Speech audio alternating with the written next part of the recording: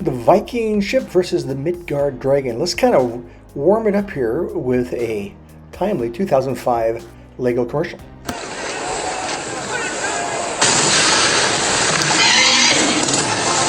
Vikings are under attack. The enormous power of the monster can capsize the ship, but the brave Vikings make ready for battle.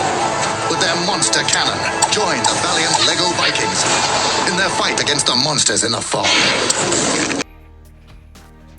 Welcome to Vintage Bricks. We are looking at another Viking set from 2005. Obviously, the longboat here, the Viking longboat versus the Midgard Serpent. Lego recently came out with another Viking ship behind me here.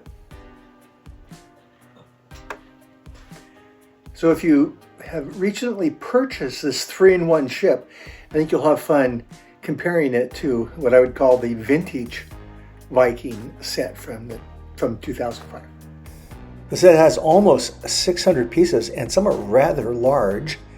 As opposed to a brick built, we have these large pieces for the main body of the Viking ship here. And a lot of technique pieces here for the catapult or the cannon. And there's, it's driven by both a sail and oars. We gotta have room for the oars. There are no actual, cannons like the pirate and sailing ships. Now, one interesting part about this is, of course, is this huge sail that really makes this stand out. And as we spin it around, you get an idea how that ship comes together with the, the dragon in the front. The Serpent build's pretty interesting because with all these articulating pieces, you can really, get him in battle position, and you can see his size compared to the Viking warrior there. Now let's go over the legend of the Midgard dragon. Well, Odin, the god of war, creates the land of Midgard, which is really Middle Earth, kind of guess where we live. Mid is middle, Gard apparently is Earth, Midgard. So he creates that. Now his adopted son Loki, he happens to have a baby serpent son, which may be unfortunate.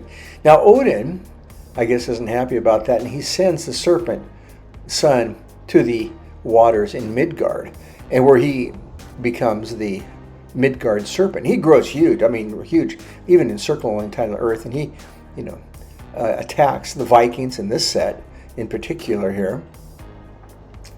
And then at the end of the age, Thor, who's the god of thunder, and Midgard, they fight it out to the end. So what are some key features of the set? Of course, the sail, which we've already mentioned, I think is the key feature. And the sail, of course, has a serpent on it.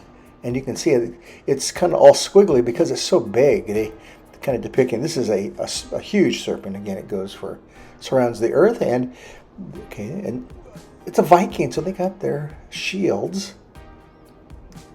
And that's a key part of all the Viking sets. And the monster cannon and shoots out these projectiles. You'll see this in the fantasy era. It has some of these cannons too.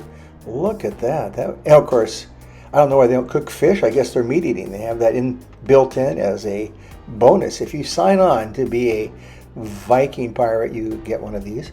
So it has 6 oars, so when the wind's not working quite right, everybody mans an oar and off they go. Again, you see the shield there. And everybody saw the Vikings coming. They ran for cover.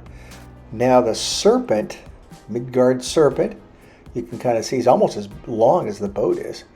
And he snaps together. I'm kind of pointing that out. You make these little sections, and it snaps together nicely. And of course, there's a treasure inside the ship here. These sets came with really nice boxes. On the front, it shows the battle going on. And then on the inside here, it has this huge diorama of the entire scene. And the battle is in action here. Look at those projectiles going to the Midgard.